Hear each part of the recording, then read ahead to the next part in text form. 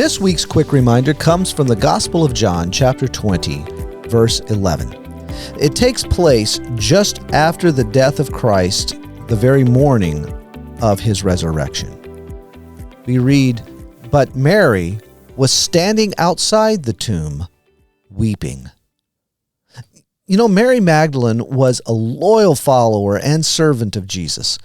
She had seen and even personally known his healing touch, according to Luke chapter 8, verse 2. She also was one of the women who remained faithful and didn't abandon the Lord as he hung on the cross, according to John 19:25. What an incredible example Mary is of love and self-sacrifice toward Jesus. But she's also a reminder of one who can be in relationship with the Lord, yet not recognize him as he faithfully shows himself even in her darkest hour. As I consider all that Mary experienced in the last few days leading up to this event, I can certainly understand her despair and her sense of loss.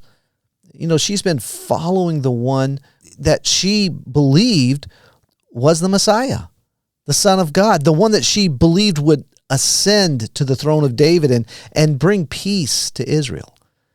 Yet now suddenly everything seems to have fallen apart. Nothing has turned out as she imagined or hoped it would. And from her viewpoint, there's been nothing but complete failure. So in the devastation of all that's engulfed her through all these events, she finds herself not in celebration of what she thought would be Christ's victory, but she's in despair because of what she can only comprehend as being total defeat. The word used in our text for weeping means to wail, and it's accompanied with refusing to be comforted in Matthew 2:18 and bitterness in Matthew 26, verse 75. So when we consider all this, we find that this is a deep, heartfelt, inconsolable weeping. Warren Wiersbe gives comment on this when he says, Mary's weeping was the loud lamentation so characteristic of Jewish people when they express their sorrow, according to John 11:31 and 33. There is certainly nothing wrong with sincere sorrow, he says, because God made us to shed tears, and weeping is good therapy for broken hearts.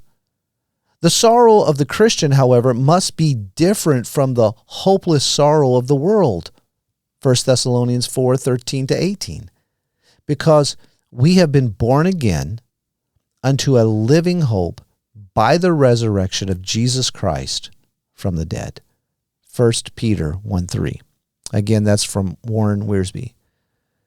We read just a few verses down in our text, in verse 14, when she had said this, she turned around and saw Jesus standing there, and did not know that it was Jesus.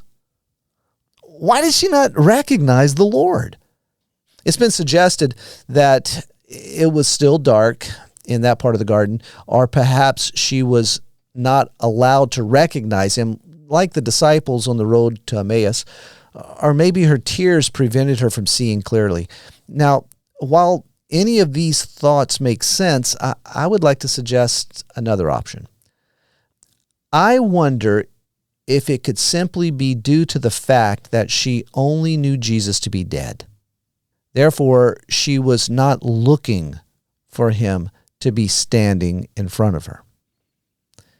In her extreme sorrow and her disappointment, the last person this otherwise faithful servant was looking for was the living sovereign Son of God, the one who Paul says is the head over all rule and authority, according to Colossians 2:10.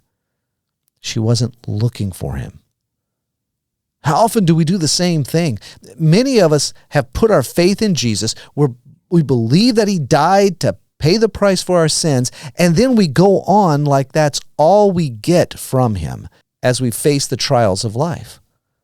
Mary believed in his death, but even though he had told his followers on multiple occasions that he would rise again, she finds herself without hope.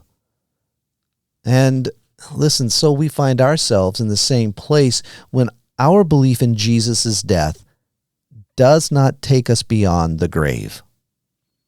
Paul says it like this, "For if while we were enemies, we were reconciled to God through the death of his Son, much more, having been reconciled, we shall be saved by his life." Romans 5:10. Do you see that the resurrected life of Jesus in the believer brings the benefit of his death? So often I find that I choose not to live in the victory of his death and resurrection, but I stay in the darkness of my sin, my hurt, my failure, my disappointment.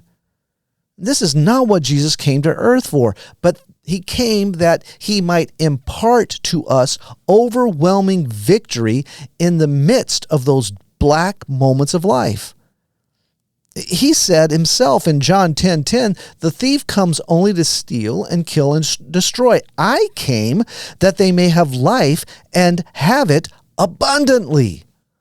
Through faith, his death takes away our sin and failure, and his resurrection brings forth the abundance and victory of his life.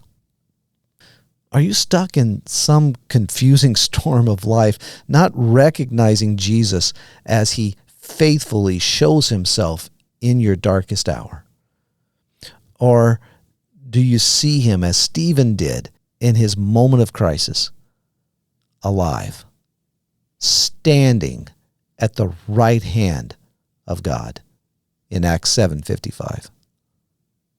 Listen, by faith, look to Jesus and see him for all that he is, the one who died to pay the price for your sin, and the one who is resurrected and lives, bringing you the life you were created for, even in your darkest hour.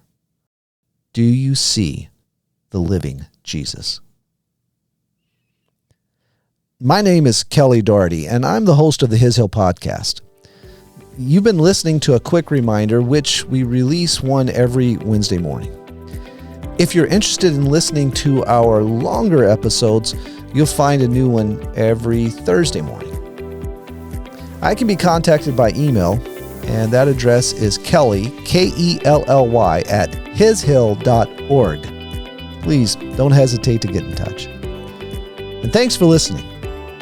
Remember, keep your eyes fixed on Jesus.